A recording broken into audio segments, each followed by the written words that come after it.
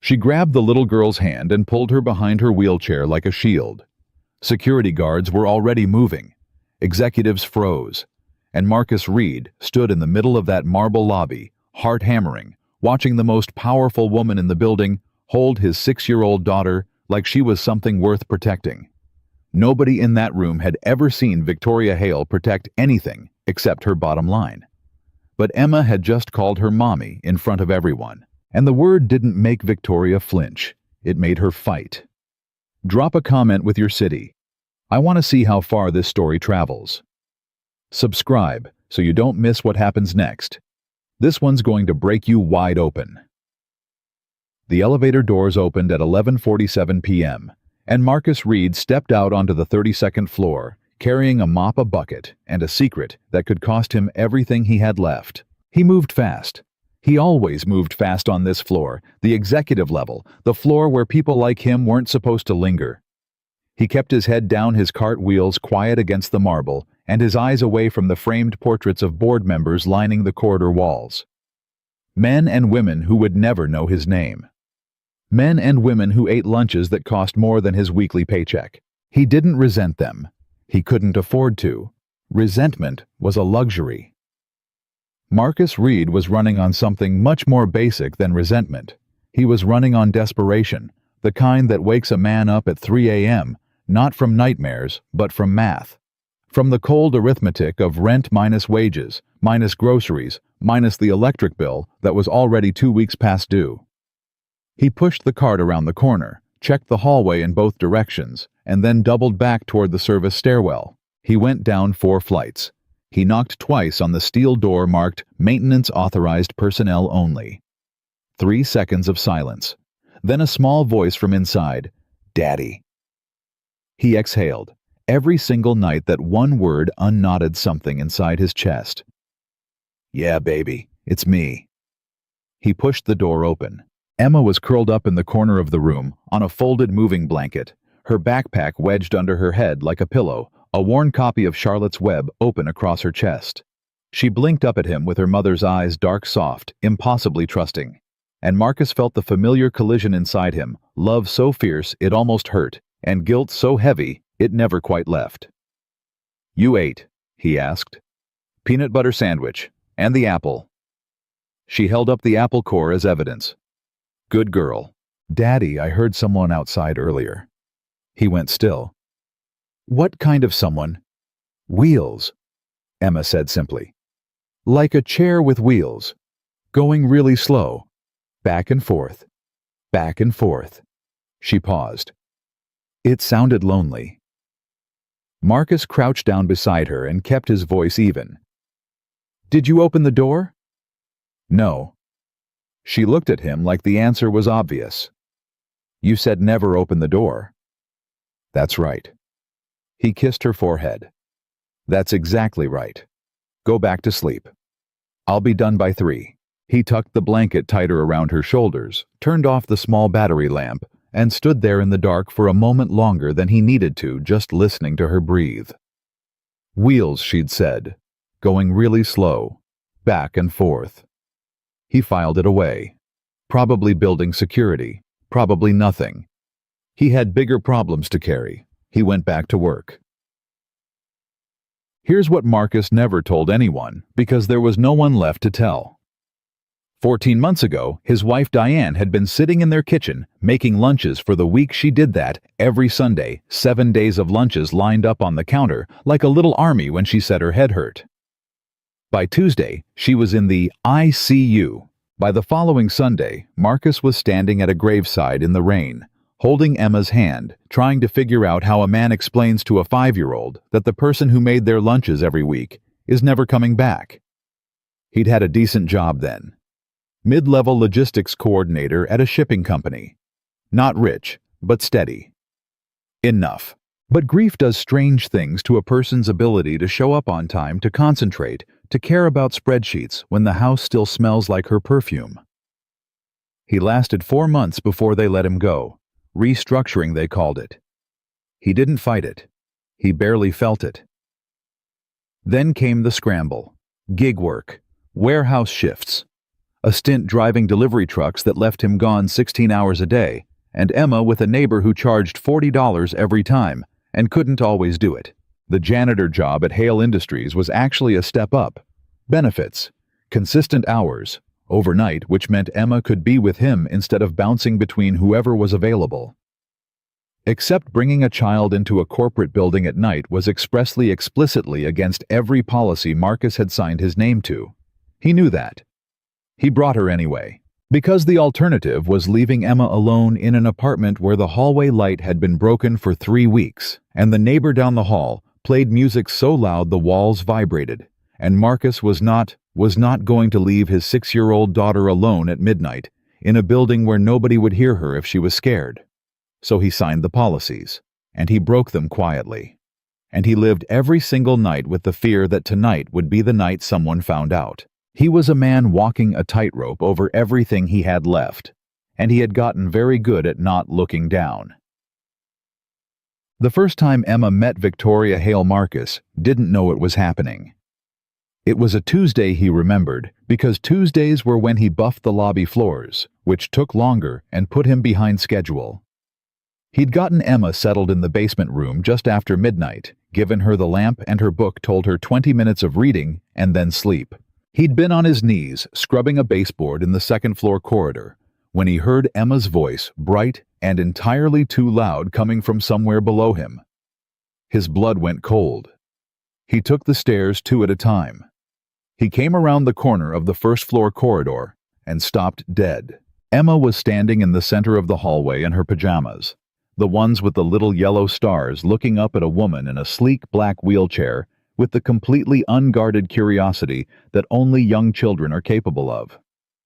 The woman was Victoria Hale. Marcus knew her face from the portrait in the lobby.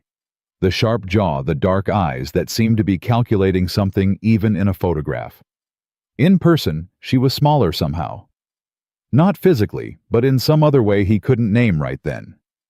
She was wearing a cashmere robe over what appeared to be expensive pajamas, her black hair loose around her shoulders, and she was looking down at Emma with an expression Marcus had never seen on a CEO's face before. She looked surprised. Not angry, not threatening, just surprised, like a person who had forgotten what it felt like to be caught off guard by something good. Emma, for her part, was pointing at Victoria's wheelchair. "Is that yours?" she asked. Victoria blinked. "Yes." "Can you go fast in it?" A pause. "Sometimes." "My friend Tyler has a scooter, and he goes really fast," Emma said with the gravity of someone sharing important information. "He crashed into a mailbox once." Something moved across Victoria's face, just briefly, that looked almost like the beginning of a smile. Marcus crossed the corridor in 5 steps and put his hand on Emma's shoulder. "I'm so sorry," he said, and he meant it on about 6 different levels simultaneously. "She shouldn't be.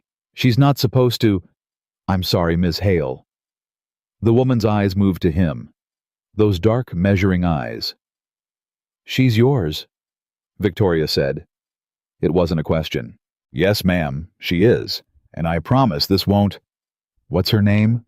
Marcus hesitated. "Emma." Victoria looked back down at the child.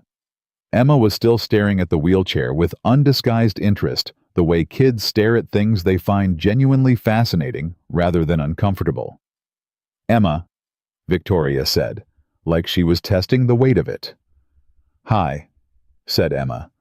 "I'm supposed to be sleeping, but I heard your wheels." "You heard my—" Victoria stopped. "The wheels on my chair.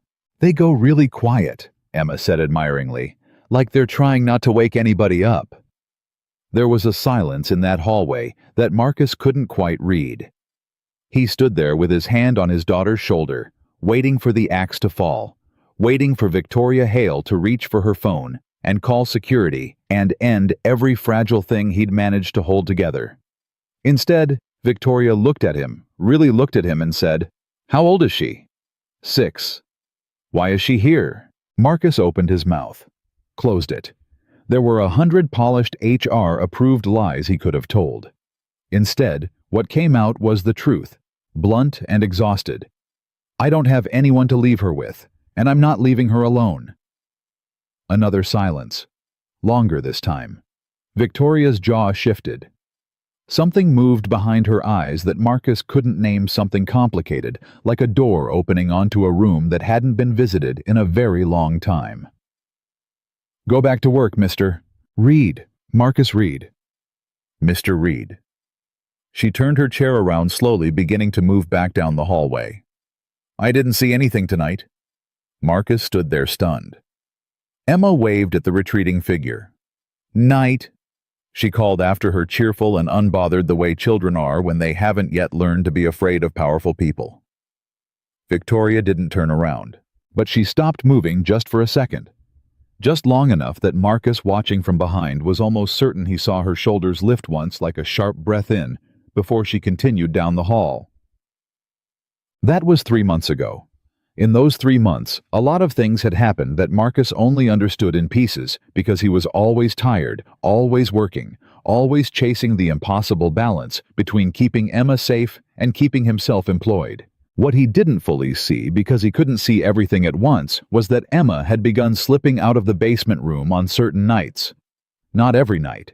Not recklessly. But on the nights when she heard the quiet wheels in the hallway, she would wait until she was sure the hallway was empty of other staff, and then she would push the door open just enough, and Victoria would be there. Not accidentally. Not anymore. They had a spot, Emma told him later, when everything came apart and the secrets finally poured out. A small alcove off the main corridor on the building's ground floor near the back elevator that Victoria used when she didn't want to deal with the lobby. There was a padded bench built into the wall, and Emma would sit on it with her book or her drawings, and Victoria would park her chair beside her and they would talk. Or rather, Emma would talk with the breathless generosity of a child who has something to say about everything, and Victoria would listen in the careful way of someone who had gone a very long time without anyone talking to them, like they were simply a person. Not a CEO, not a symbol, not an inspiration or a tragedy. Just a person in a chair who had wheels that went quiet so they wouldn't wake anybody up. Emma told her about Charlotte's Web, and about Tyler's mailbox, and about the way her mother used to make pancakes on Saturday mornings with blueberries, and how the kitchen had smelled like something warm that Emma couldn't find words for, but that she missed every single day, like a missing tooth her tongue kept finding. And Victoria, slowly, cautiously, like a person approaching a fire they're not sure they're allowed to stand near, told Emma small things in return. That she liked the rain, that she used to play piano before the accident, that sometimes the building felt very large and very empty at night. "That's why you come down here," Emma said one night with 6-year-old certainty. "Because it's too quiet up there." "Yes," Victoria said, and her voice was stripped of everything she usually used to protect herself. "That's exactly why." Emma considered this seriously. Then she scooted over on the bench and patted the space beside her. "You can sit here. It's less quiet when someone's next to you."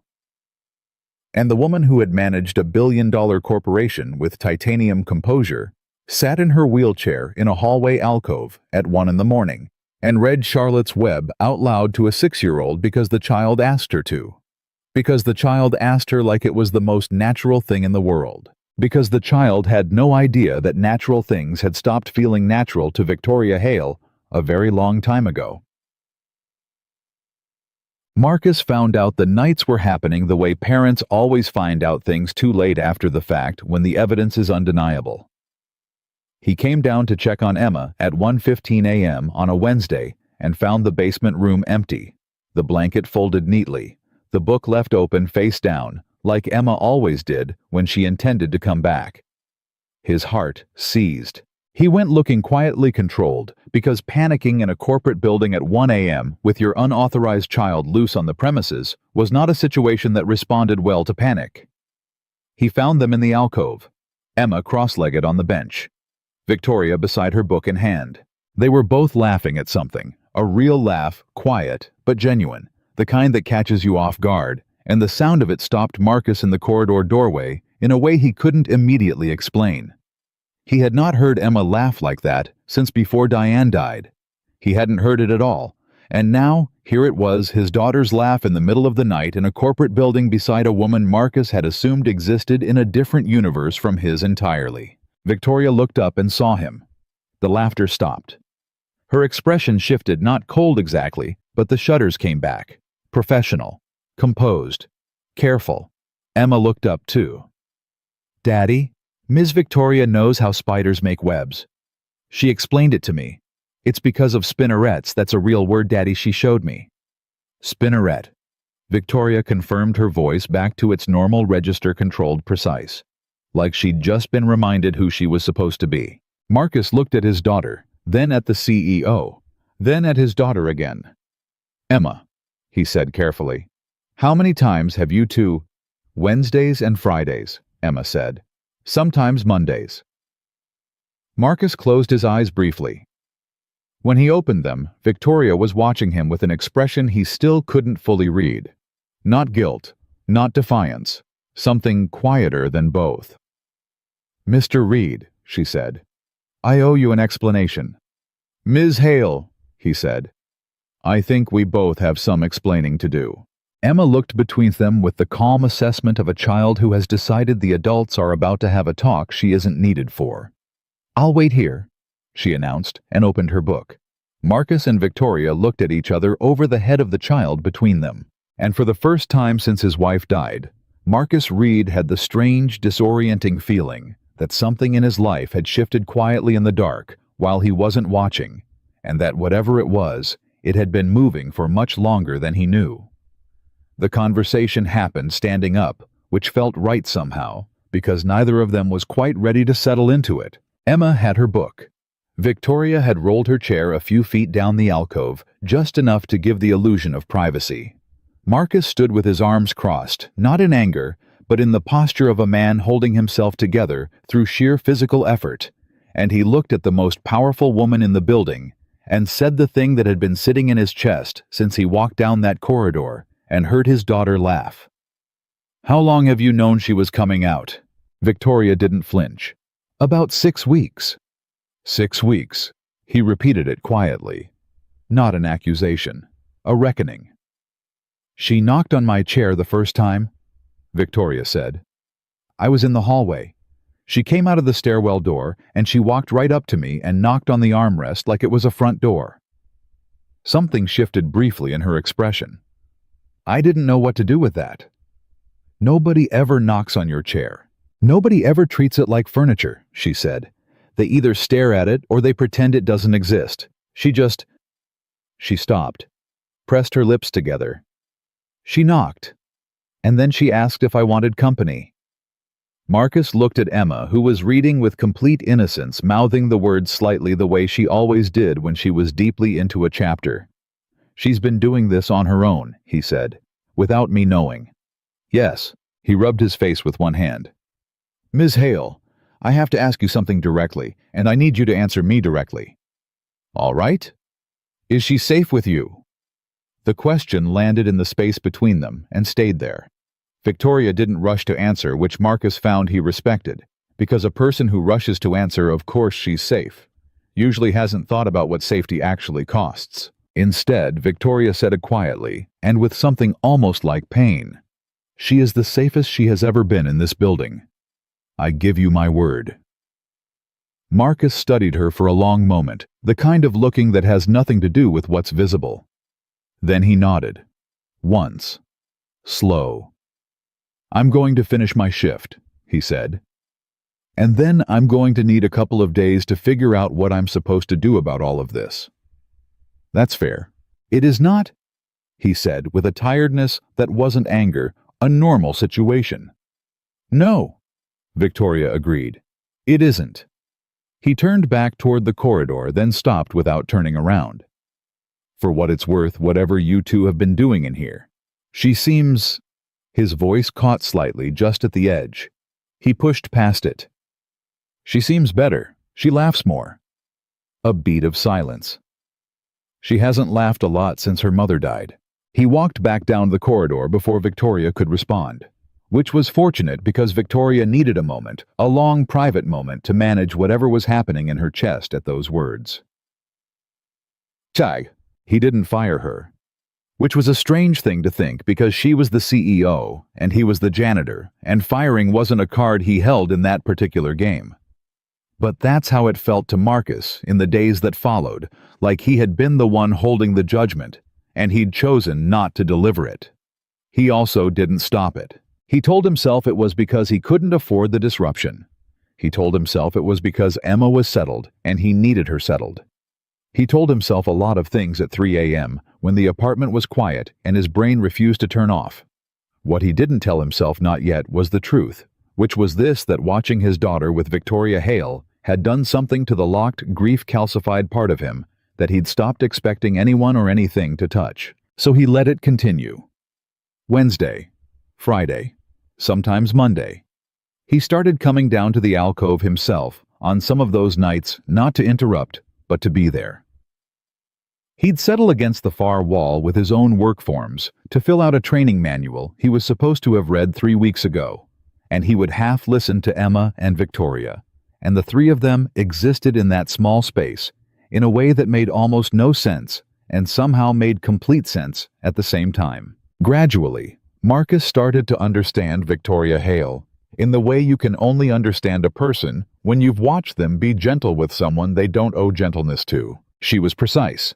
She chose her words carefully, not because she was cold, but because she had been misunderstood enough times that she'd learned to say exactly what she meant and nothing more. She asked Emma questions and then actually listened to the answers, all of them, even the sprawling circular 7-sentence answers that ended somewhere completely different from where they started. She never talked down to the child. She never simplified herself into something smaller to make Emma comfortable. She was just herself. And Emma received that version of her like it was the most natural thing going. One Friday night, Marcus was sitting against the wall pretending to read his training manual when Emma looked up from her drawing and said entirely out of nowhere, "Miss Victoria, why don't you walk?" Marcus went still. Victoria didn't. "Because my legs don't work the way they used to," she said. Same voice, same steadiness. "Did it hurt?" Emma asked. "When they stopped." "The accident hurt, yes. For a long time." Emma nodded slowly, the way she nodded when she was processing something important. "My mom hurt too, at the end, but she tried not to show me." Victoria was quiet for a moment. "She sounds like she was very brave." "She was." Emma picked up her purple crayon. "Are you brave?" Marcus stopped breathing. Victoria's answer, when it came, was the quietest thing he'd ever heard her say. "I'm trying to be." Right. Emma accepted this with complete seriousness, the way she accepted most important things, and went back to her drawing. Marcus went back to his manual and didn't read a single word for 20 minutes. But the thing about secrets is that they require constant maintenance. They are not passive. They are hungry and exhausting, and they demand to be fed every single day with new vigilance, new caution, new awareness of every variable that might expose them. Marcus had been feeding this particular secret for months, and he was tired. The first crack came on a Thursday evening before his shift, when he was checking Emma into the basement room and heard 2 members of the cleaning crew talking in the corridor outside. "HR's been watching the overnight logs." "Since when?" "Since someone flagged an anomaly on the ground floor security feed. Said they keep seeing movement near the back elevator after 1 a.m. Marcus went very still inside the room. The other voice, "Movement like what? Like someone who's not supposed to be there." The voices moved away down the corridor. Marcus sat on the edge of the moving blanket with Emma beside him and stared at the floor for a long moment. His mind ran the numbers with the cold efficiency of a man who'd been running numbers against himself for a year and a half. Security feed. Ground floor. Back elevator. The alcove. "Daddy?" Emma was watching him. She had her mother's talent for reading a room. "Is something wrong?" "No, baby. You have your tight face." "My what?" "The face where you're scared but you don't want to say so." She patted his hand with the solemn authority of a child who has watched her father be brave and frightened simultaneously many more times than any child should. It's okay to be scared, Daddy. Mom always said that. He squeezed her hand and said nothing. That night he went to find Victoria before his shift started. She was in her office on the 32nd floor. He hadn't been up there since his first week when he'd cleaned it without seeing her, and the door was open, which surprised him. Victoria Hale's office door was famously never open. He knew this because the other overnight staff had told him on his first week with the quiet reverence of people sharing institutional mythology. He knocked on the frame. She looked up from her desk. Her expression shifted slightly when she saw him, not surprised exactly, but attentive in a different way than she was attentive to most things. "Mr. Reed, I need to talk to you." He stepped inside. "There are people asking about the security feed, the back elevator. They've seen movement." Her expression didn't change. "I know. You know. I received a report from building security 2 days ago." She set down her pen. "They flagged the footage and sent it to me directly because anything on the executive security feed goes to me first. I reviewed it before it went anywhere else." Marcus stared at her. And I told them it was me. I told them I've been in the habit of coming down to the ground floor at night, which is true." A pause. "I didn't mention anything else." He stood there in the doorway of her enormous office and felt something loosen slightly in the tightrope he'd been walking. Then felt it tighten again, because the tightrope was always there, always taut, and one loosened knot didn't change the overall tension. "That buys us time," he said. "It doesn't fix anything." "No," Victoria said. "It doesn't. HR is going to start asking questions regardless. Someone's going to look at the full logs eventually, and they're going to see patterns they can't explain. Probably." "Ms. Hale." He stepped further into the room.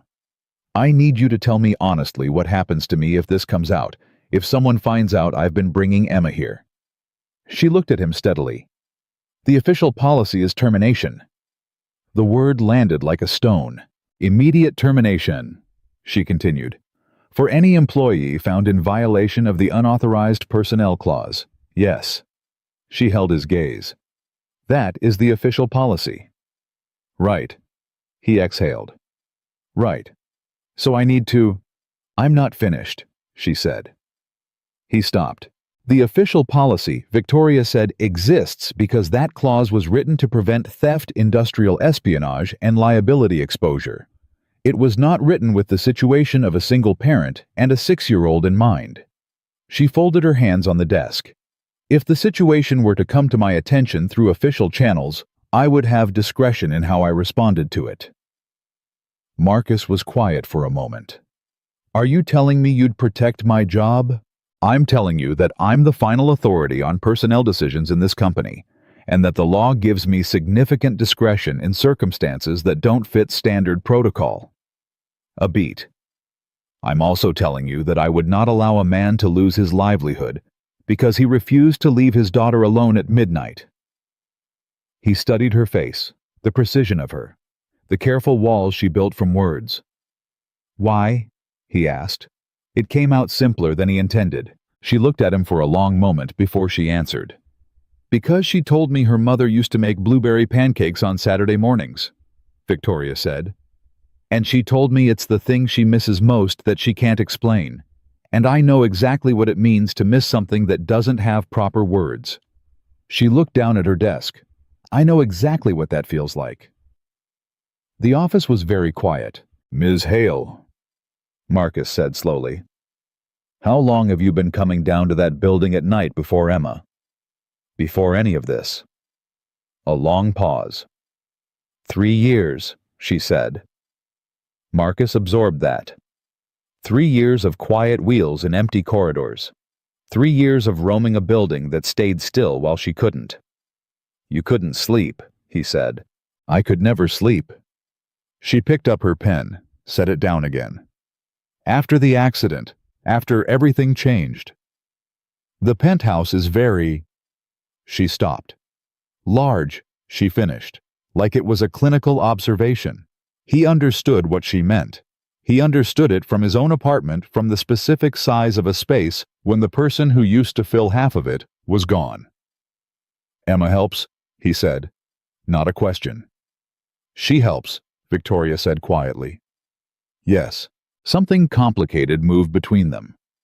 In that moment, not quite understanding, not quite friendship, but something in the neighborhood of both. Two people recognizing in each other the specific shape of a wound that doesn't close all the way.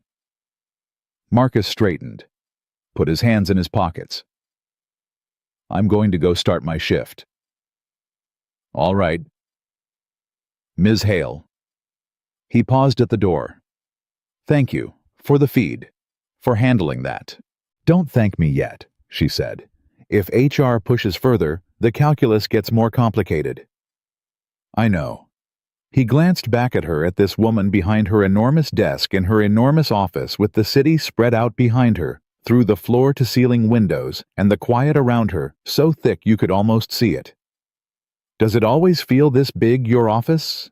She looked at him with an expression he didn't know her face was capable of making, something unguarded and almost wry and just barely sad. Every single night, she said. He nodded once and left her there. He thought about that answer for the rest of his shift while he buffed the lobby floors and emptied the 31st floor trash and cleaned the glass on the conference room doors. He thought about what it cost a person to admit a thing like that, to say every single night without looking away. He thought about the way Emma had said you can sit here. It's less quiet when someone's next to you, and the way Victoria had gone still for just a moment before she answered. The way a person goes still when something touches the exact spot they've been guarding. He thought about Diane, who used to say that loneliness wasn't about being alone. It was about being surrounded by everything that reminded you of what was missing. By the time he came down to the basement at 3 a.m., Emma was already asleep. The book closed properly this time, the lamp off. She'd even folded the top corner of the blanket down, the way Diane used to fold the bed sheets. Marcus didn't know when she'd started doing that. And the first time he'd noticed it months ago, he'd had to go stand in the corridor for a few minutes by himself. He stood in the doorway now and watched his daughter sleep. He thought about what HR would find if they kept looking. He thought about the cost of being found out versus the cost of pulling Emma away from the only thing that had made her laugh again. He thought about Victoria Hale saying 3 years like it was a simple fact about the weather. He turned off the light, closed the door softly, and decided something without quite deciding it, the way the most consequential choices sometimes happen, not as a declaration, but as a slow, quiet settling into what was already true. He wasn't going to run. He wasn't going to move Emma to a different floor, a different room, a different arrangement designed to erase the pattern the security feed had found. He was going to trust the woman in the wheelchair who had kept their secret for 6 weeks before he even knew she was keeping it. And somewhere above him, 32 floors up, Victoria Hale sat at a desk in a very large office and stared at the city and waited for dawn, the way she always waited for dawn, counting the hours until the building filled back up with noise and she no longer had to hear her own silence. Neither of them knew in those separate darknesses that HR was not done asking questions, and that the answer they would eventually find would put every fragile, improbable thing they'd built in that midnight alcove directly in the path of everything that could destroy it. The HR report landed on Victoria's desk on a Monday morning, and she read it the way she read everything, straight through. No pauses, no visible reaction. Then she read it again. It was thorough. She had to give them that. Whoever had compiled it had been careful, methodical, and entirely too good at their job. The report documented 11 separate instances of what it described as unauthorized personnel activity in the ground floor corridor between the hours of midnight and 2 a.m. over the preceding 8 weeks. The security footage had been cross-referenced with the employee badge log. The badge log showed Marcus Reed's access card being used on the service stairwell door, down then up then down again in a pattern inconsistent with standard janitorial routes. And then on page 4, there was a photograph. It was grainy, pulled from the back elevator camera, and it showed the alcove from the angle of the elevator doors. You couldn't see faces clearly, but you could see a small figure on the bench and a wheelchair beside it, and the general shape of an adult standing nearby. The report's conclusion, typed in clean corporate language, recommended an immediate investigation into potential policy violations by overnight maintenance staff and flagged the CEO's presence as a related matter requiring clarification. Victoria set the report face down on her desk. She pressed her fingertips together and sat very still for a moment, which was what she did, instead of the things she actually felt. She had gotten very good at this, at taking the feeling and converting it into stillness, into precision, into a controlled response that showed nothing and decided everything. But this was harder than most things she'd had to convert, because on page 4 of that report, in a grainy security photograph, was something that looked from the right angle, in the right light, like a family. And someone was about to use it to destroy a man's livelihood. She picked up her phone and called her head of HR before 9 a.m. "I've read the report," she said when Carol Jennings picked up. "Ms. Hale, I was going to come to you this morning I want the investigation paused." A silence. "Paused. Pending my direct review. The footage you flagged involves my movements in the building, Carol. I have a right to review how my own presence is being documented before any formal process begins." "Of course, but the employee." "Pending my direct review," Victoria repeated. Same tone, no inflection. The tone she used when a decision had been made, and what came next was simply the management of its execution. "Yes, Ms. Hale." She hung up. Then she sat in her office for a long time, looking at nothing in particular, and did something she almost never did during business hours. She thought about Emma.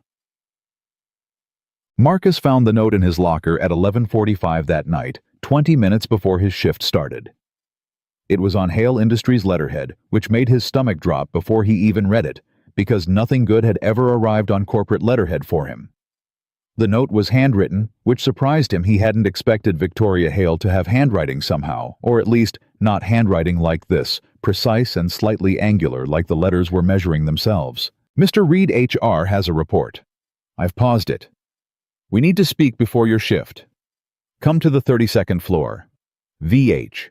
He read it twice. Then he folded it, put it in his pocket, and went to get Emma settled in the basement room. "You're doing your tight face again," Emma observed as he fixed her blanket. "I know. Is it the scared kind or the tired kind?" "Both tonight, Bug." She considered this. "Want me to come with you?" "No." He kissed her forehead. "I want you to stay here and read your book and not open the door for anyone." "Anyone," she confirmed. "Anyone. What if Ms. Victoria knocks?" He paused at the door. "Ms. Victoria won't be coming tonight." Emma accepted this with the equanimity of a child who trusts her parent even when she can see clearly that he is holding something difficult. "Okay, Daddy." He took the elevator to 32 Chautauqua. Victoria was at her desk when he came in, but she wasn't working. She was sitting in the way she sometimes sat in the alcove, not performing anything, not managing anything, just existing in a space which on a CEO looked vaguely alarming because most people in positions like hers could not stop performing themselves even when no one was watching. She had 2 folders open on her desk. She turned them to face him when he sat down across from her. "The report on the left is what HR compiled," she said. "The folder on the right is what I've drafted in response. I want you to read both." He read both. It took him 6 minutes. He was aware while reading of the sound of his own breathing slower than it should have been deliberate, because he was holding it together through the same mechanism he'd been using for 14 months, and the mechanism was reliable, but not infinite. The HR report was worse than he'd feared. Not because it was inaccurate, it was largely accurate, but because it was written in the language of institutional process, which stripped context from everything it touched and left only the bare skeleton of facts, arranged to support a predetermined conclusion. In the language of that report, Marcus Reed was an employee who had violated policy. Full stop. The folder on the right was different. Victoria had written 3 pages. They were not corporate in tone. They were direct specific, and they told a version of events that was completely true and completely different from the HR report's version, not because it changed the facts, but because it included all the facts, including the ones the report had not had access to. She had written about Emma, about what Emma had been doing in the building, about what the nocturnal meetings had been. She had written about Marcus's situation, the loss of his wife, the cost of childcare, the absence of alternatives in terms that were so clear and human that Marcus had to look away from the page for a moment when he got to that part. And she had written in the final paragraph in the same precise, angular handwriting. The question before this company is not whether a rule was technically broken. The question is what kind of company we are. I have reviewed this situation personally, and I find no cause for formal disciplinary action.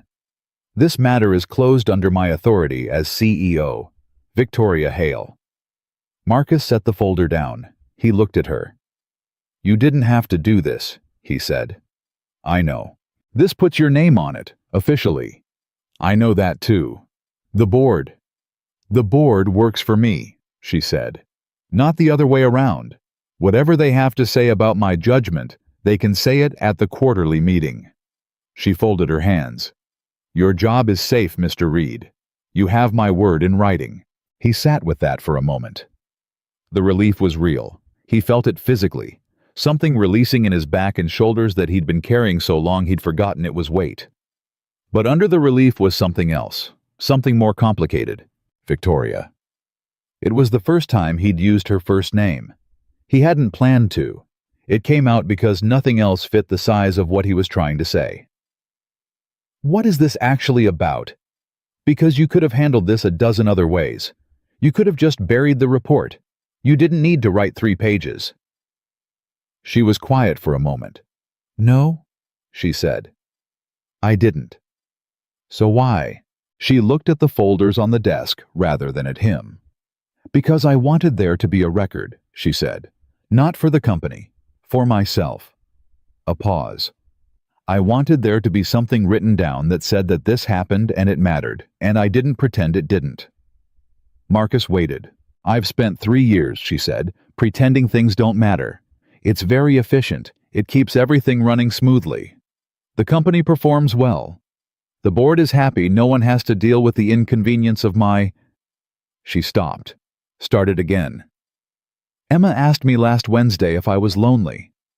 Marcus went still. "She asked me the way she asks everything," Victoria continued. "Like the answer is just information, like it's not a grenade." Something moved across her face. "I told her sometimes, and she said, I get lonely too, but then I talk to you and it goes away for a while. And then she just went back to her drawing."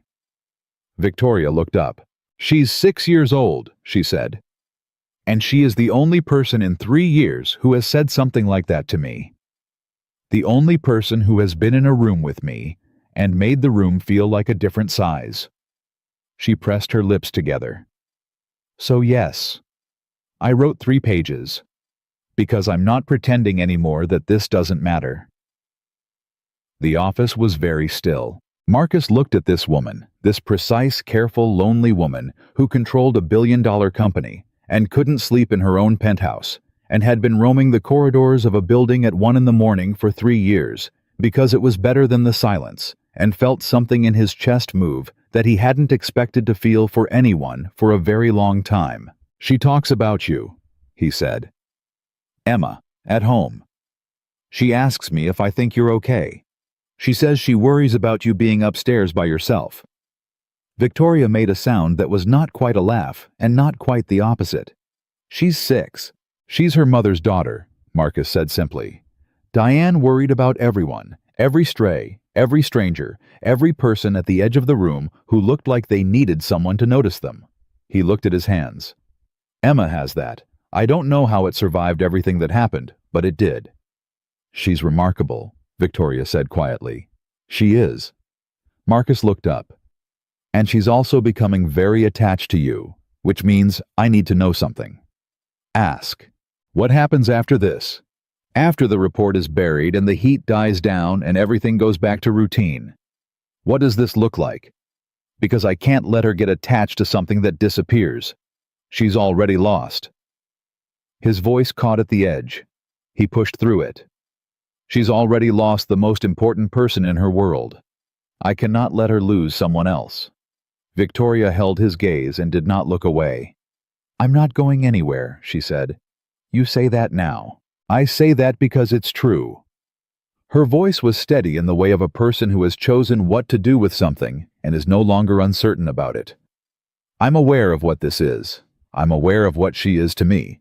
And I'm aware that awareness alone doesn't protect a child." She paused. "But I'm also telling you that the last 3 months are the first time in 3 years I have genuinely wanted to be somewhere. Not because I had to be, not because my schedule required it, because I wanted to be in that alcove with that child and her book, and that wanting felt like something I'd forgotten was possible." Marcus said nothing. "I'm not asking you to trust me completely," Victoria said. "I understand why you can't. I'm asking you to trust me enough. One day at a time, if that's what it takes." He nodded slowly. He was about to speak when his phone buzzed the alarm he kept for shift, start the one that said if you're not moving right now, you're already behind. He stood. "I have to start."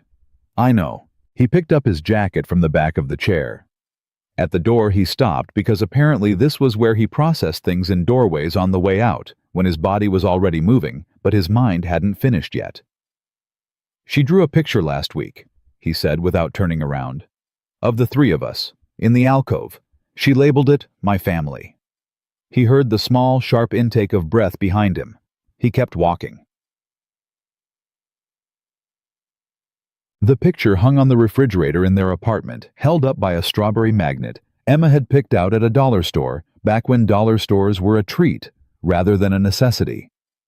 Marcus saw it every morning when he came home from his shift in the gray pre-dawn light, still in his work clothes making coffee that he'd drink in 3 large swallows before collapsing for a few hours of sleep.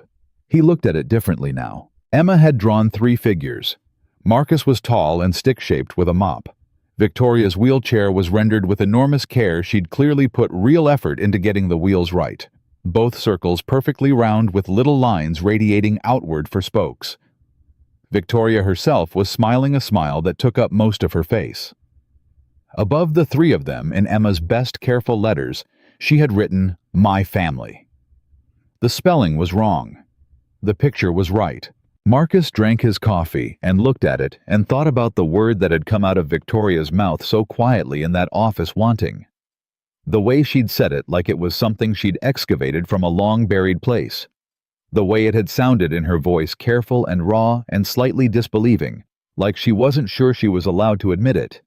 He understood that. He understood it in his bones. Wanting was terrifying when you'd lost the last thing you wanted. He was still thinking about it 3 days later on a Thursday night, when everything came apart. Rag. It started with a gala. He hadn't known there was a gala. The third-floor events team had set it up, which was a different crew from the overnight cleaning staff, and communication between the two was in the grand tradition of large corporate organizations, essentially non-existent. Marcus arrived for his shift to find the lobby full of catering staff, florists, and a sound team doing a check that was rattling the windows, and a building manager he'd never seen before, standing in the middle of it all with a clipboard and a headset. "Overnight crew starts at midnight tonight," the man said, barely looking up. "All non-event personnel are to remain below the 3rd floor until the function concludes." "What function?" Marcus asked. "Quarterly stakeholder reception, 32nd floor." The manager moved on. 32nd floor, Victoria's floor. Marcus ran the math. The gala meant the building would be full of people, board members, investors, executives, until at least midnight. His normal route was already disrupted. He needed to get Emma settled in the basement before any of those people started wandering the lower floors, and he needed to do it fast, and he needed to do it without running into anyone from the event. He got Emma down without incident. He started his modified route staying below the 3rd floor the way he'd been told, and everything was fine until 11:47 p.m., when he came back to the basement room to check on her and found the door open. The blanket folded. The book face down. He stood in the doorway and felt the specific cold that a parent feels when the place where their child is supposed to be is empty. It was not panic. Panic was loud, and this was quiet. This was the quiet of a person who has already survived the worst thing and now moves through fear with a terrible efficiency. He went looking. She wasn't in the alcove, she wasn't in the second-floor corridor, she wasn't near the service elevator. He went to the lobby and stopped. The gala was still going. Through the glass doors of the main elevator bank, Marcus could see the party winding down, people in evening clothes carrying champagne flutes, conversations in clusters, the kind of event where everyone said what they came to say. And now they're all just waiting for someone else to leave first so they can. And in the center of the lobby, visible through the glass, was Emma. She had found her way up somehow the service stairs he'd figure out, later the ones without a badge lock on the lobby-level door. She was in her star pajamas, barefoot, and she was standing completely still in the middle of the marble floor, looking at the crowd, not afraid, but searching the way she looked when she was trying to find something specific in a cluttered room. Marcus pushed through the doors. He was across the lobby in 10 steps, already crouching down to her level, already reaching for her, already forming the words that were calm on the surface and terrified underneath. And then Emma pointed. Her arm went straight out. Her finger aimed across the lobby toward the elevator bank on the far side where a cluster of board members stood talking to someone in a wheelchair. "Mommy," Emma said, not loudly, just clearly. The word fell into a pocket of quiet that happened to exist between one song ending and another starting on the gala's sound system, and it landed in that quiet, and it carried. Several heads turned. One of the board members, a man Marcus vaguely recognized from the portrait gallery.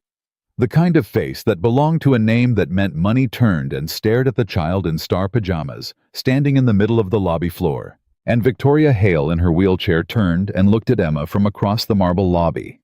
And the expression on her face when she saw the child was the most unguarded thing Marcus had ever seen on a human face. Not the shock of the lobby, not the weight of the board members around her. Just Emma. Just the sight of Emma.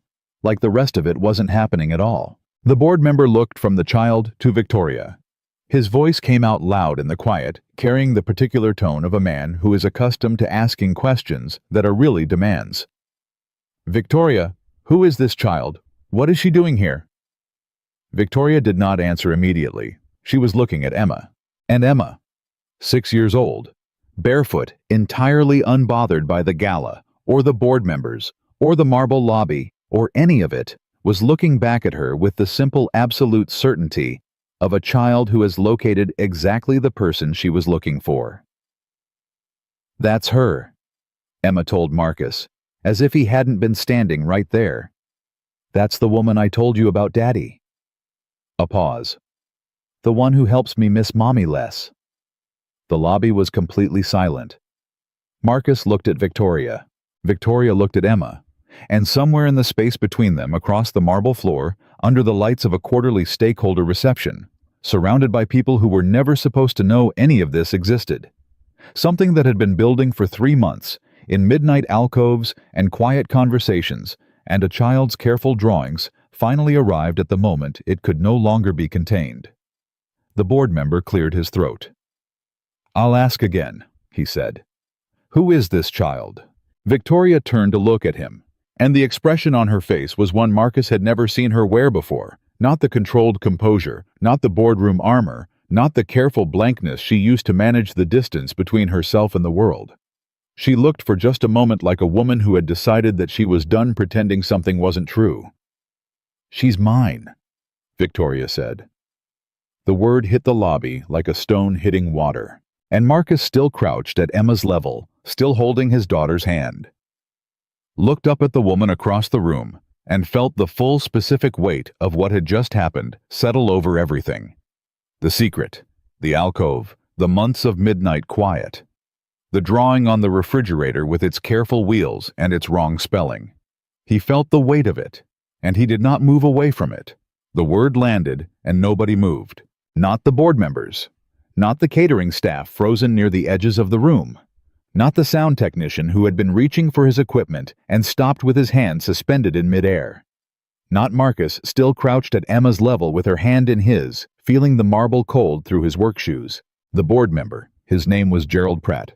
Marcus would learn later, 20-year veteran of the Hale Industries Board, the kind of man who had strong opinions about optics and stronger opinions about anything that surprised him, looked from Victoria to Emma and back to Victoria, with the particular expression of someone whose understanding of a situation has just been completely revised.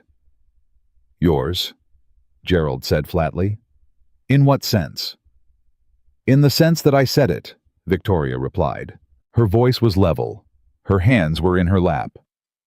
She was looking at Gerald with the full force of the attention she usually reserved for quarterly earnings calls and hostile negotiations, and Marcus, watching from across the lobby, thought that whatever Gerald Pratt had been expecting from this evening, it was not this. "Victoria." Another board member, a woman silver-haired who Marcus would later learn was Ellen Marsh, the longest-serving member of the board, and the one person in that building who was not particularly afraid of Victoria Hale, stepped forward with something that was almost gentleness. "Perhaps we should move this conversation somewhere private." "Perhaps," Victoria said. She was looking at Emma now. The child had not moved. She was still holding Marcus's hand and looking at Victoria with the steady, unhurried gaze of a child who has found what she was looking for and sees no reason to be anything other than calm about it. "Hi," Emma said to the General Assembly of board members. "I'm Emma." Nobody quite knew what to do with that. Marcus stood up slowly.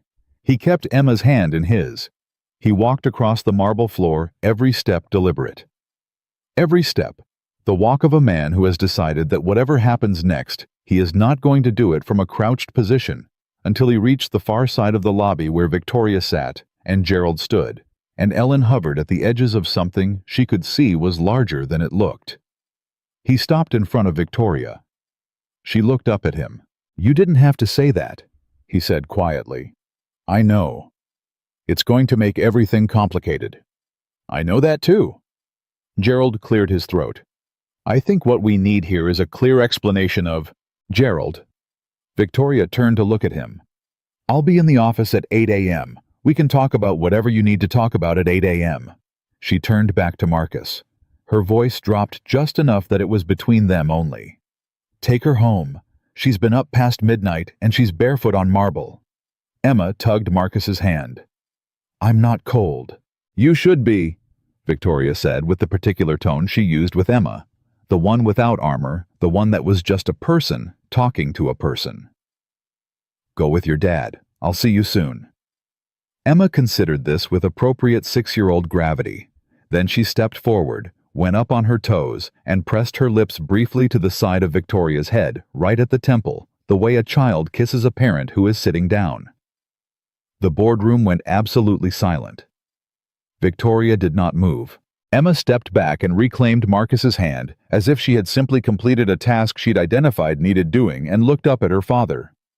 "Okay," she said. "We can go now." Marcus looked at Victoria one more time. Something passed between them that had no words attached to it. Something that had been building since a rainy corridor and a wheelchair and a child who knocked on armrests like they were front doors. Then he picked Emma up, settled her against his shoulder, and walked out of the lobby. Behind him, he heard Gerald Pratt begin talking in the sharp, compressed tone of a man who has just lost control of a situation he didn't know he was managing. He heard Ellen Marsh's quieter voice cutting through. He heard the gala beginning to disassemble itself into murmured conversations and the clatter of departing catering carts. He did not hear Victoria's voice again, but he felt somehow that she was all right.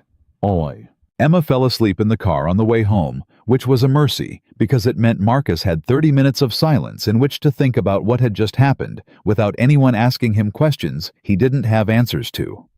What had just happened was this: the secret was out. Not partially, not maybe. Out in front of 12 board members and approximately 40 gala attendees, and whoever had been watching from the catering team and the elevator bank and the perimeter of the lobby. Out in the specific way that things are out when there is no plausible version of events that makes them not out.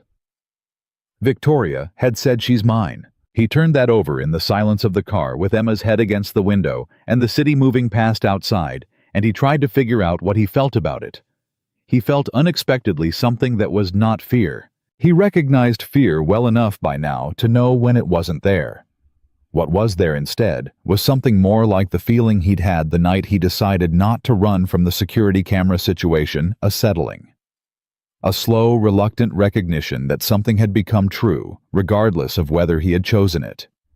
Emma had called Victoria mommy in a lobby full of board members, and Victoria had said she's mine. And Marcus was sitting in a car at midnight with his sleeping daughter and no clear idea of what tomorrow looked like, and he was not afraid. Complicated? Yes. Uncertain? Absolutely. But not afraid. He carried Emma up to the apartment, got her into bed without waking her, and stood in the kitchen making coffee. He didn't need looking at the refrigerator. The drawing was still there. My family. The stick figure with the mop, the carefully drawn wheels, the enormous smiling faces. Emma had added something since the last time he'd really looked at it. A small shape he hadn't noticed before, tucked into the corner of the picture near Victoria's wheelchair. He leaned closer. It was a star. The same stars that were on Emma's pajamas. He stood there for a long time, looking at it. 8 a.m. came quickly, and Victoria was already at her desk when Gerald Pratt and Ellen Marsh arrived.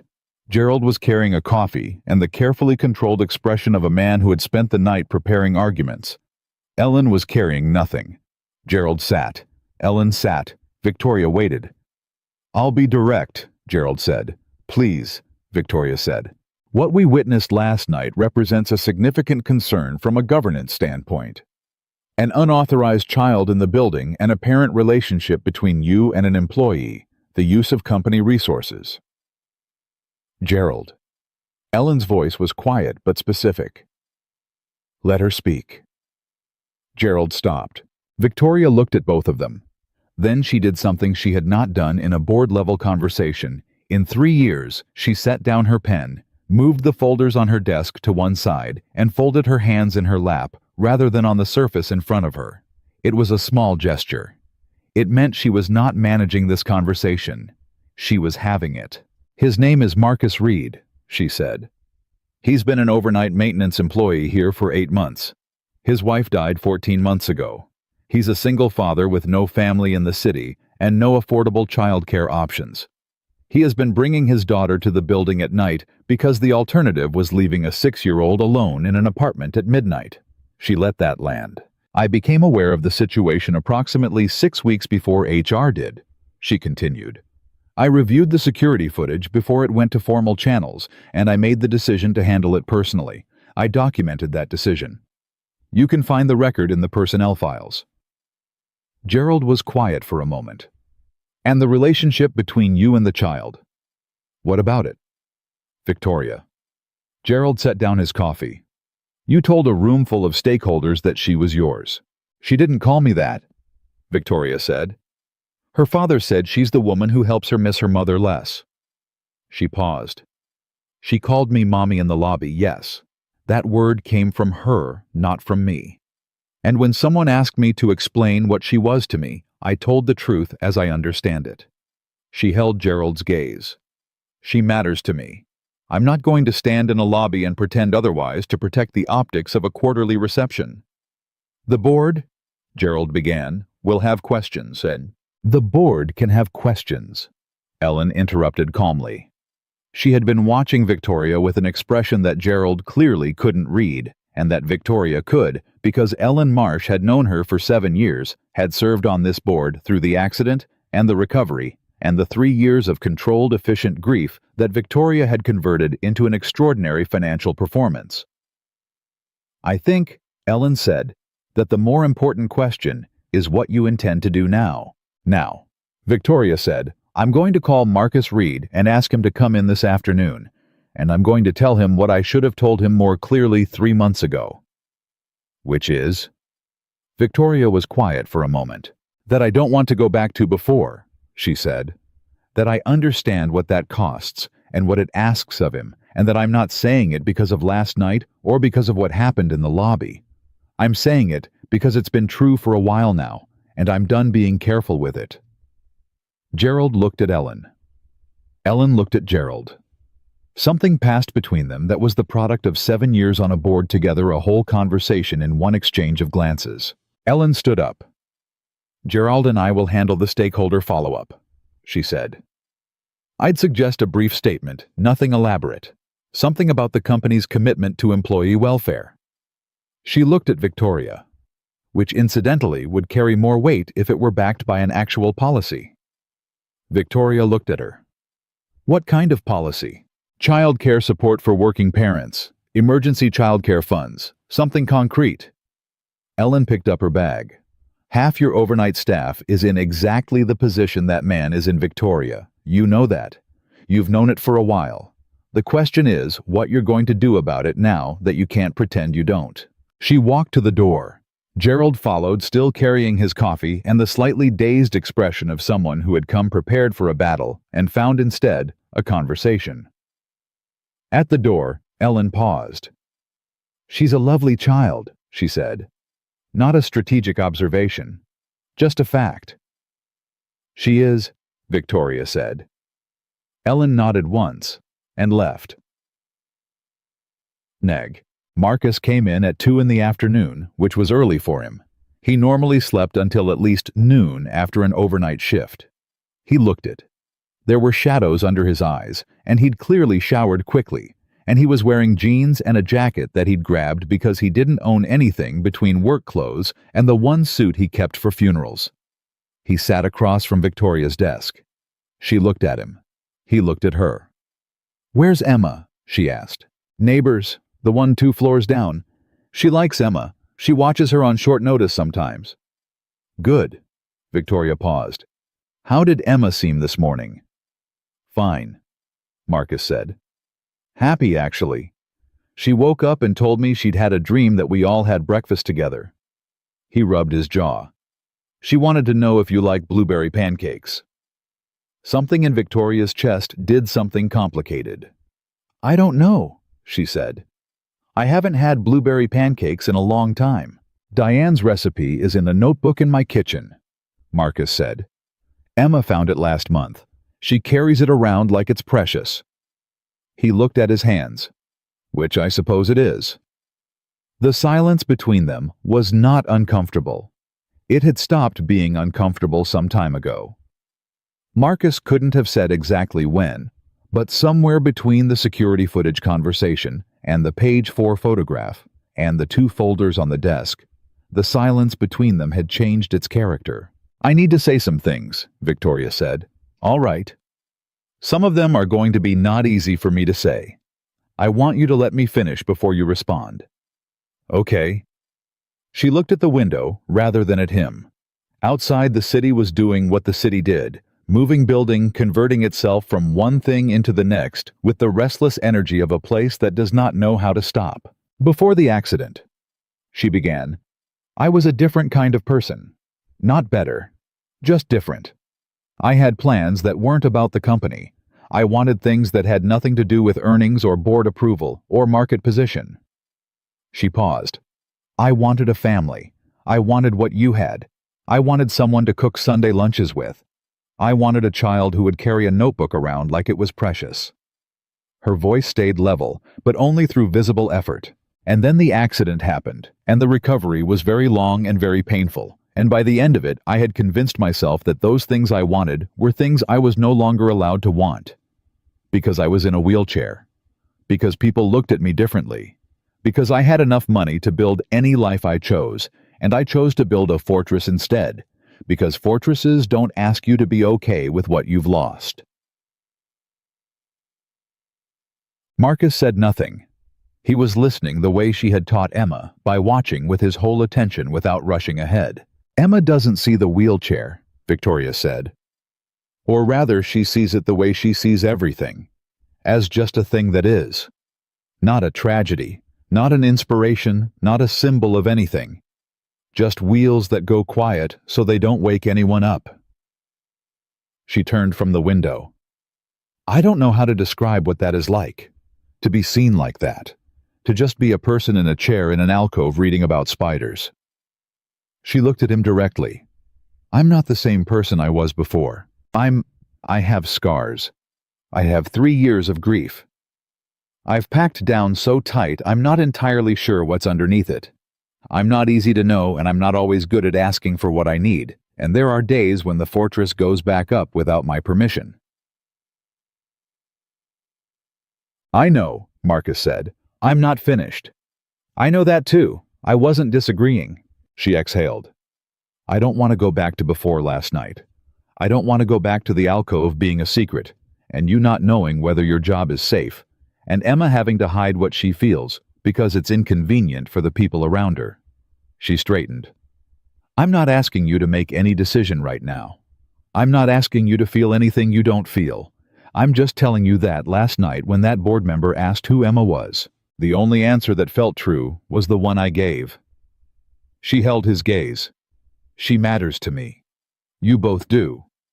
And I am done letting the size of that sit in an alcove at midnight where nobody can see it.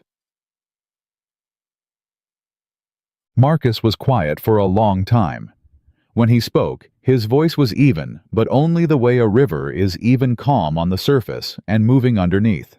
When Diane died, he said, I made myself a promise that I wasn't going to let Emma grow up in a house where people left, where things disappeared, where she had to keep losing things.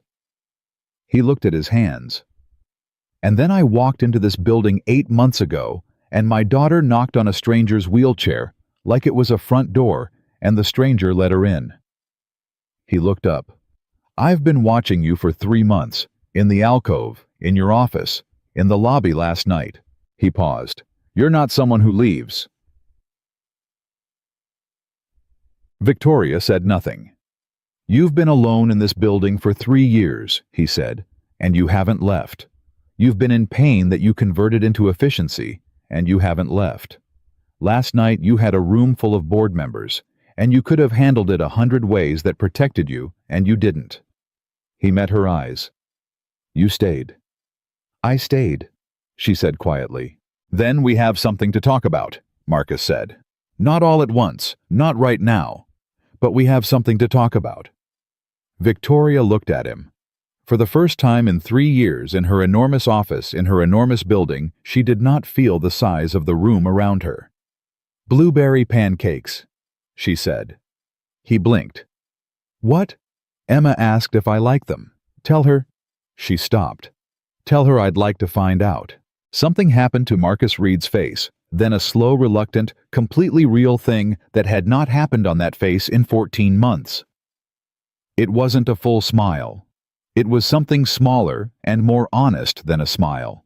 It was the expression of a man setting down something he'd been carrying for too long. Saturday morning, he said. Our apartment, 8 o'clock. I'll be there. She'll be up at 6, he warned. She'll want to help make them. Good, Victoria said, and she meant it in ways she didn't have words for yet. Marcus stood. He paused at the doorway, where apparently every important thing that couldn't be said while seated got said. For the record, he told her, Emma doesn't need someone perfect. She's never needed that. He looked back. She just needs someone who shows up. He left. Victoria sat at her desk for a long time after he was gone. She did not pick up her pen. She did not open her laptop. She did not reach for any of the mechanisms she had built over 3 years to fill the silence. She let the silence be there. And for the first time, it didn't feel like something she was surviving. It felt like something she was wading through on the way to somewhere else. Saturday morning arrived the way good things sometimes do quietly, without announcement carrying more weight than it appeared to from the outside. Marcus was up at 5:30 because he was always up at 5:30. His body long since calibrated to the rhythms of overnight shifts and the particular alertness of a man who had learned that sleep was a resource, not a right. He cleaned the apartment with the focused efficiency of someone who has spent 8 months cleaning other people's spaces and cannot turn that part of his brain off. He moved the laundry off the kitchen chair. He found a tablecloth he hadn't used since Diane's last birthday. Pale yellow, slightly wrinkled, and spread it on the table, because it seemed like the kind of morning that deserved a tablecloth. Emma appeared in the kitchen doorway at 6:04 in her star pajamas, her hair doing something architectural on one side. Is she coming? Emma asked. First words of the morning. No preamble. She said she would. That means yes. Emma climbed onto the kitchen chair and pulled the notebook toward her. Diane's recipe notebook, the one with the water stain on the cover, and the pages soft from handling. She opened it to a page that had a small crayon mark at the top, put there so she could find it fast. I want to help with the blueberries. You always want to help with the blueberries. Because I'm good at it. You eat more than you put in the bowl. That's quality control, Emma said seriously. Marcus looked at her, this small person in her pajamas with her grandmother's nose and her mother's eyes, and some third quality that was entirely her own. This quality of absolute certainty that the people she loved were worth loving, and that love itself was a straightforward and obvious thing that only adults found complicated. He looked at her and felt, as he sometimes felt on ordinary mornings, the full specific weight of how lucky he was that she existed. Go brush your hair, he said. She'll be here at 8. It's 6. I know. Go brush your hair. Emma slid off the chair and disappeared down the hallway, already talking to herself about blueberries. Marcus made coffee and looked at the refrigerator and the drawing that was still there, still held up by the strawberry magnet, the careful wheels and the enormous smiling faces, and my family in letters that were wrong and right at the same time. He thought about what Victoria had said in her office. The things she'd laid out on the desk, the way she'd laid out those 2 folders deliberately with precision because she wanted there to be a record. I have scars. I have 3 years of grief I've packed down so tight, I'm not entirely sure what's underneath it. He thought about the way she'd said I'd like to find out when Emma asked about blueberry pancakes, and the 2 meanings that phrase carried without her intending it. He thought about Diane, who would have found this entire situation both improbable and completely correct, because Diane had believed with a conviction that was almost aggressive that people found each other for reasons, and that the universe was not subtle when it decided 2 people needed to be in the same room. Well, he thought at her, you picked a janitor job in a billion-dollar building. I'm choosing to take that personally. He was still smiling faintly at nothing when the intercom buzzed at 7:58. Yes. Victoria had not been in an apartment building elevator in a very long time that wasn't her own. Her building had a private elevator. Before that, before the accident, she had been the kind of person who climbed stairs without thinking about it, who had never once considered whether a space was accessible because the question had never applied to her. It applied now.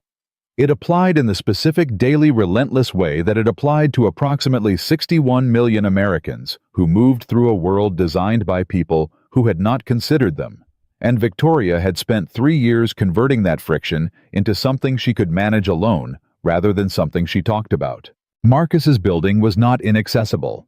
It had a ramp and an elevator. The elevator was small and the hallway was narrow, and she had to angle the chair twice to get to the apartment door, and she did it without making anything of it because she had learned to do most things without making anything of them. She knocked. The door opened in approximately 1 second, which meant Emma had been standing on the other side of it waiting. You came, Emma said. I said I would. I know. Emma stepped back.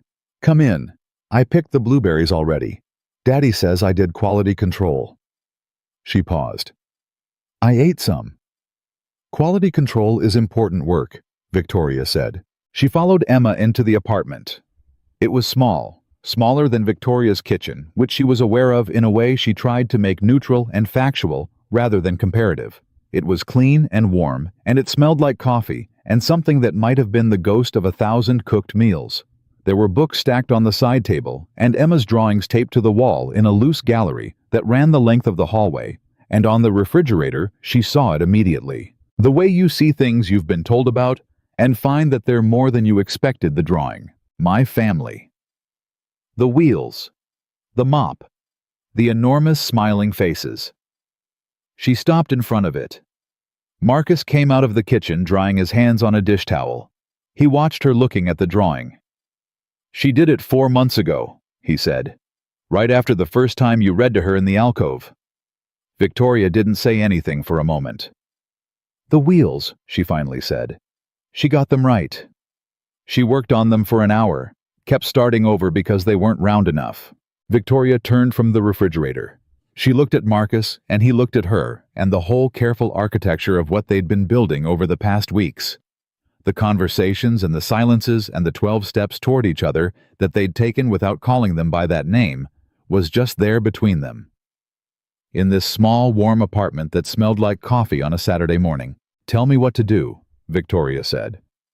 "I can measure, I can read instructions. I'm a fast learner and I don't burn things." "Have you ever made pancakes?" "I've made decisions that led to pancakes being made." Marcus looked at her for a second.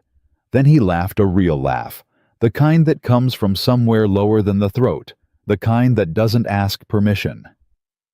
Victoria heard it and felt something in her chest that she recognized finally for what it was. Not filling an absence, not managing a wound, just happiness. Small and specific and entirely real. "Come in here," he said. "Emma, show her the recipe." Emma was already at the counter, notebook, open crayon mark, visible at the top of the page. She pushed herself up on her stool and pointed at the handwriting on the page, Diane's handwriting, round and slightly tilted, the handwriting of a woman Victoria had never met and somehow felt she knew. 2 cups flour. Emma said with the authority of someone who has memorized something they consider important. 1 egg, baking powder, milk, and the blueberries go in last. Daddy says so they don't get squished. "Why don't they go in first?" Victoria asked. "Because they're delicate," Emma explained. "You have to protect the delicate things until the last minute." Marcus glanced at Victoria over Emma's head. Something passed between them in that glance. Something quiet and specific and entirely adult, and then they both looked back at Emma, who was already reaching for the measuring cup with complete confidence. Breakfast lasted 2 hours. Not because the pancakes took that long, they were done by 9, but because Emma had things to say about all of them, and because talking to Emma had a quality that neither Marcus nor Victoria could fully explain, where time moved differently, where the ordinary weight of the world became lighter, not through the absence of difficulty, but through the presence of someone who had not yet learned to be armored against it. Emma talked about school. She talked about her friend Maya, who had a dog named Biscuit, and who Emma considered the luckiest person alive. She talked about Charlotte's Web, which she had finished and which she had opinions about, that she delivered with the conviction of a book critic who has done real thinking and wants credit for it. "Charlotte dies," Emma told Victoria, as if this might be news. "I know," Victoria said. "Does that make you sad, when you think about it?" "Yes." Emma nodded, satisfied. "Me too. But Wilbur lives because she helped him. So she's still there, kind of, just different." She looked at her plate. "Like Mommy." The table was quiet. Marcus put his hand on Emma's shoulder. Emma leaned into it without looking up, and the gesture was so practiced, so automatic, so much the language of 2 people who had been holding each other up for a long time, that Victoria had to look away for a moment. "I think that's exactly right," Victoria said, when she trusted her voice. "Still there, just different." Emma looked up at her. "Do you have someone like that? Who's still there but different?" Victoria thought about it honestly. "I had people," she said. "Before the accident. Friends. Plans." She paused. "It took me a long time to figure out how to think about them as still there." "Did you figure it out?" "I'm working on it." She met Emma's eyes. "I think you've been helping." Emma accepted this as simply true, because to her it was. She picked up her fork and resumed eating, the philosophical portion of the morning apparently concluded. Marcus refilled Victoria's coffee without asking. She noticed that the not asking, the assumption of presence, of continued participation, of her being a person at this table who would want more coffee. It was a small thing. It was not a small thing. 3 weeks after the Saturday pancakes, Victoria stood in front of her company's senior management team and proposed the Hale Family Support Initiative, a comprehensive childcare fund, an emergency childcare subsidy for overnight and shift workers, and a partnership with 3 local childcare centers to provide discounted placement for employees who met income thresholds. She presented it without ceremony. She did not tell the story of Marcus and Emma. She did not make it personal. She laid out the data, the number of overnight employees who had dependents, the correlation between childcare accessibility and employee retention, The cost-benefit analysis of supporting working parents versus the cost of turnover, because she had learned over 20 years that the most important arguments are the ones that don't require anyone to feel anything they're not ready to feel. You build the structure with numbers. You let the people fill it with meaning. But after the presentation, when the room was clearing and her director of operations was shaking her head slowly at the projected cost and muttering about budget cycles, Ellen Marsh stayed behind. "You're funding part of this yourself," Ellen said. It wasn't a question. The initial phase, yes. The board will want to know where the idea came from. Victoria began organizing her folders. "Tell them I had a conversation with a member of our overnight staff who helped me understand a gap in our employee support structure." Ellen was quiet for a moment. "That's accurate as far as it goes." "It goes far enough." Ellen picked up her bag. "How is she?" "The little girl." Victoria looked at her. "She's teaching me how to play Go Fish. She says I'm bad at it because I don't have a poker face." Ellen smiled, a real one, the kind she didn't deploy in board meetings. "And her father?" Victoria set the last folder down. She looked at the table, not at Ellen, and the pause she took was not evasive, but genuine, the pause of a person finding accurate words for something they don't want to get wrong.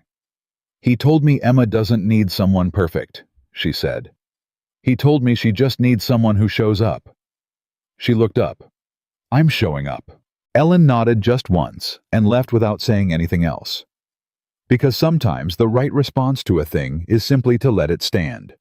Here, the company charity event was Ellen's idea, framed as a soft launch for the Family Support Initiative, a family-friendly afternoon event in the Hale Industries Plaza that employees and their families were invited to attend, with childcare providers present to discuss the new programs and food and music and the kind of organized warmth that corporations are occasionally capable of when someone with genuine intent is running the room. Marcus didn't want to go. He told Victoria this at the kitchen table on a Thursday evening. They had a Thursday evening now, which had happened the way things between them kept happening, not through a formal decision, but through a gradual settling into what was already true, while Emma was in the other room, practicing Go Fish against herself. "I'm not good at events," he said. "I'm not good at being looked at." "Nobody's going to be looking at you. Victoria, they're going to be looking at us, at the three of us. We are going to be the most looked at thing in that plaza." She considered this honestly. "Probably." "And you're still asking me to come." "I'm asking you to come," she said, "because I am done being in that building in a way that requires hiding what matters to me. I have spent 3 years using that building as a place to disappear into. I don't want to disappear anymore." She looked at him directly. "You don't have to come. I mean that. But I want you there. I want Emma there. I want—" She stopped, found the right words, came back.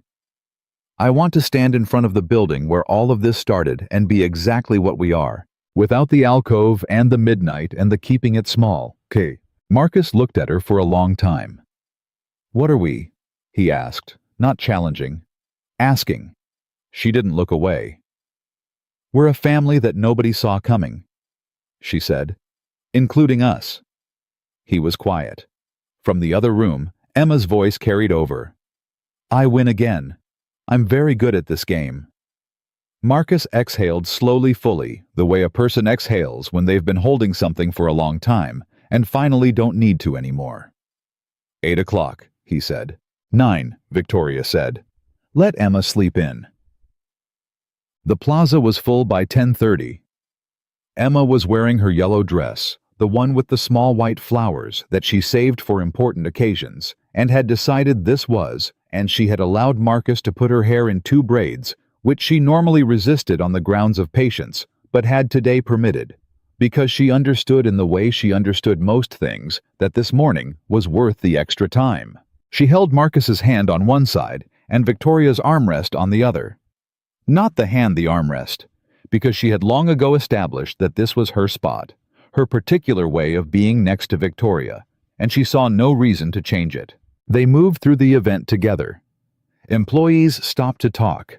Childcare coordinators introduced themselves. A woman from the overnight maintenance crew.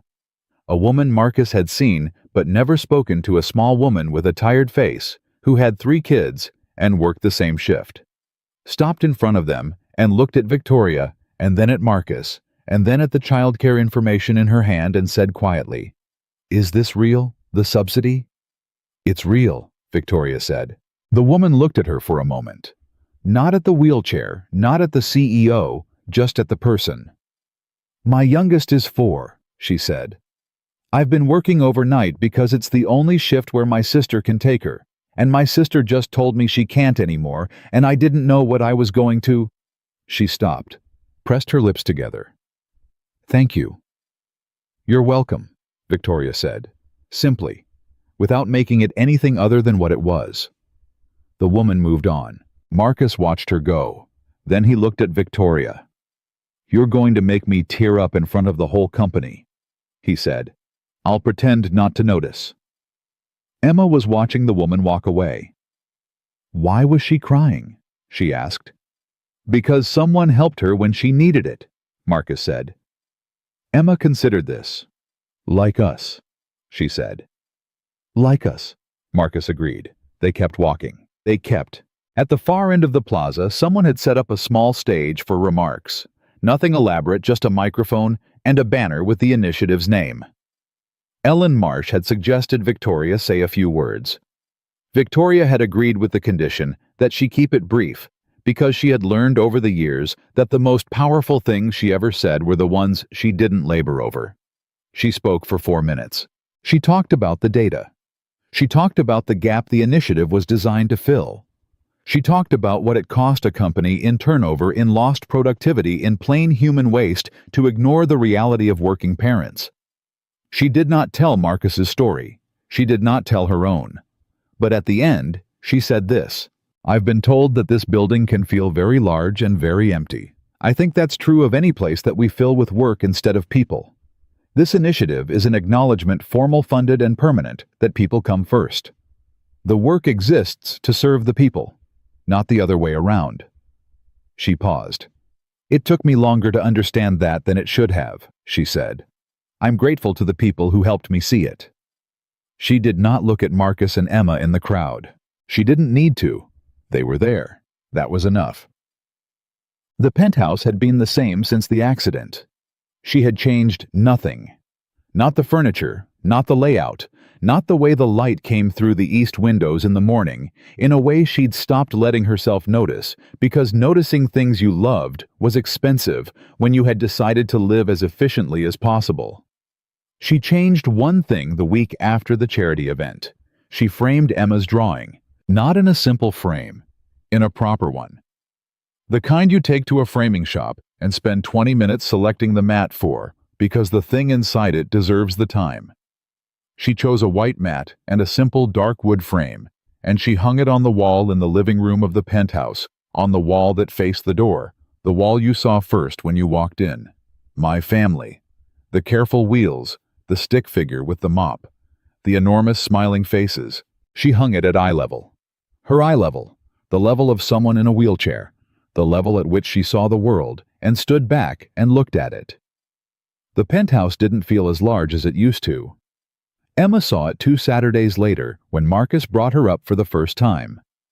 She stood in front of it for a long moment, with her hands clasped behind her back, studying it the way she studied things she took seriously. "I made that," she said. "I know," Victoria said. "The wheels are good. They're very good." Emma turned around and looked at the room. At the windows, the high ceilings, the city spread out below. She turned back to Victoria with the expression of someone making a practical assessment. "You should get a couch that's better for reading," she said. "The one you have looks like it's for looking at, not for sitting on." "You're probably right. And a plant. Plants make a room less lonely." She said it without any weight, just information, the way she said everything important. "Mom had plants. There was one in the kitchen that she talked to." "Did it work?" Emma shrugged. "The plant was fine, and Mom was happy when she talked to it. So probably yes." Victoria looked at this child, this small, complete, extraordinary person, who had knocked on her armrest like it was a front door, and walked in and refused to leave, and felt the specific texture of what her life had become now versus what it had been before. Before large and empty and efficiently maintained. Now blueberry pancakes and go fish and a drawing on the wall, and a man who refilled her coffee without asking, and a 6-year-old who had opinions about couches and plants and the therapeutic value of talking to living things. Not perfect. Nothing about it was perfect. But it was there. It was real, and it was hers. Marcus stayed late that evening. Emma fell asleep on the not ideal for reading couch with her shoes still on, which was a thing she did everywhere, as if sleep was something that happened to her rather than something she chose. He covered her with the blanket Victoria kept in the hall closet. She'd put it there 3 weeks ago, before she'd acknowledged to herself why she was doing it, and they sat together at the kitchen table with the city outside the windows going dark, and the particular quiet of a Saturday evening that has nothing left to demand of anyone. "She's going to want to redecorate this whole place," Marcus said. "I know. She has strong opinions about plants. She made several good points." He wrapped his hands around his coffee cup. "I want to say something, and I don't want you to respond right away. I just want you to hear it." Victoria looked at him. "All right. I was afraid for a long time," he said. "After Diane. Not of specific things of everything. Of caring about something and losing it. Of letting Emma get attached to anything that might disappear. Of wanting things again because wanting things was what I was doing the day Diane said her head hurt, and by Tuesday I was sitting in an ICU." He looked at his cup. "Fear is not a strategy. I knew that. I just didn't know what to do instead." He looked up. "You walked into a lobby and you held my daughter like she was worth protecting," he said. "In front of board members and security cameras and all of it. You didn't calculate it. You just did it." He held her gaze. "That's who you are. That's what I know. And I'm done being afraid of what I know." Victoria looked at him across the table. Outside, the city moved and hummed and converted itself restlessly from one moment into the next. Inside, a child slept on a couch that was wrong for reading, and a drawing hung on the wall at wheelchair height, and 2 people sat with their coffee and the accumulated weight of everything it had cost them to get to this particular table, on this particular evening, in this particular life, that neither of them had planned. "Marcus," she said. "Yeah. I'm going to need help picking a plant." He smiled, not the cautious partial thing she'd seen in the early months. The full version, the one that changed the whole shape of his face. "Emma's going to want to name it. I assumed. She'll name it something ridiculous. I'm counting on it." He laughed. She laughed. Down the hall, Emma slept on entirely unaware that she had built something in crayon in midnight alcoves in the simple, relentless offering of herself to people who needed to be reminded they were worth knowing. That would last long after the blueberries ran out, and the notebook pages softened further, and the careful wheels on the refrigerator drawing faded to something that required looking closely to see. Family is not a thing you plan. It is not a thing you qualify for, or apply for, or deserve, through the right combination of circumstances and choices. It is not about blood or status or the absence of scars. It is about who knocks, and who opens the door, and who, when every reason to leave has been laid out clearly on the table, looks at all of it and stays. Emma had knocked first. The rest of them were just learning to stay.